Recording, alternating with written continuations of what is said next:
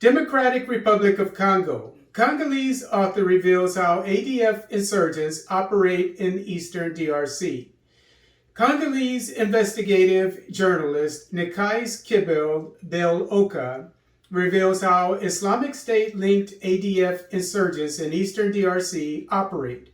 Oka shared the following information about the ADF in an interview with 7sur7 newspaper.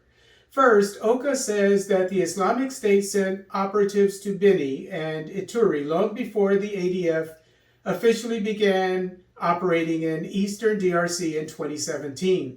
The operatives were sent mainly to teach the ADF how to make explosives.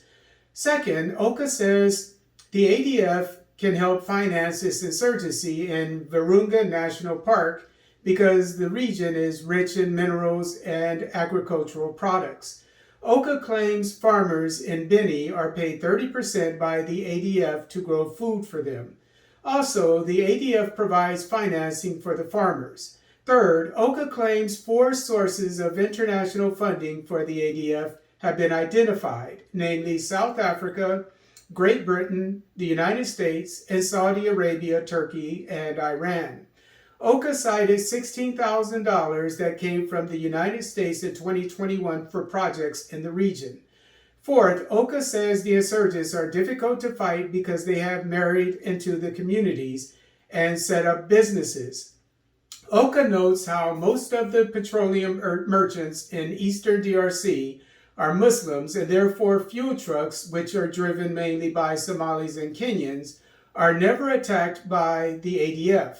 Finally, he says ADF insurgents are taught to lie to protect their fellow insurgents. Freeing them from prison whenever they get captured is of most importance, lest they reveal the names and locations of their comrades. Oka says the only way to defeat the ADF's asymmetrical insurgency is through intelligence gathering, collaboration with the local population, and special units trained to infiltrate and attack the insurgents. Guinea. Israeli tycoon appeals Guinean iron mine 5-year prison sentence. On Monday, August 29, 2022, Israeli businessman Beny Steinmetz appealed a conviction of bribery and document forgery by a Geneva court.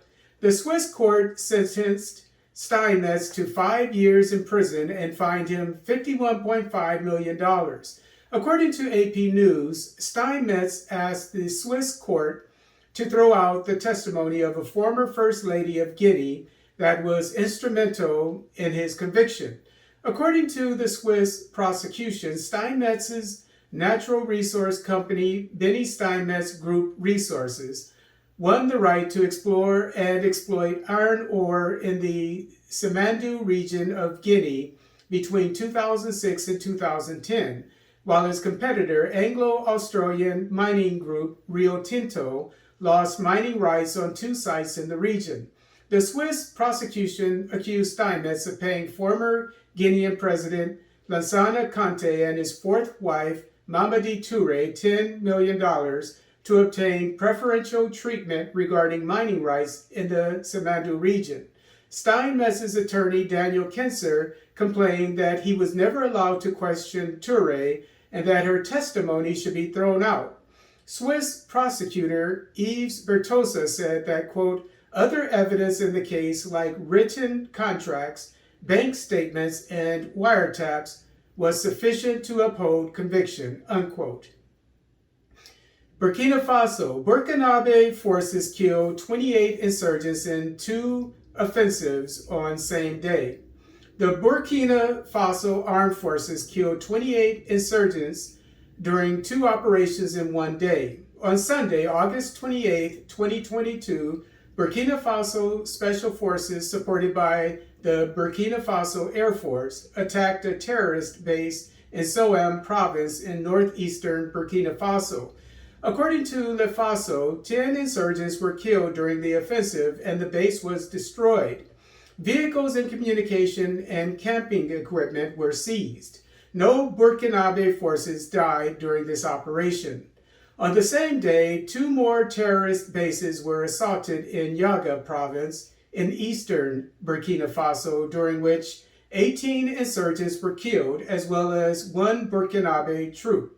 The terrorist bases were dismantled and equipment was recovered.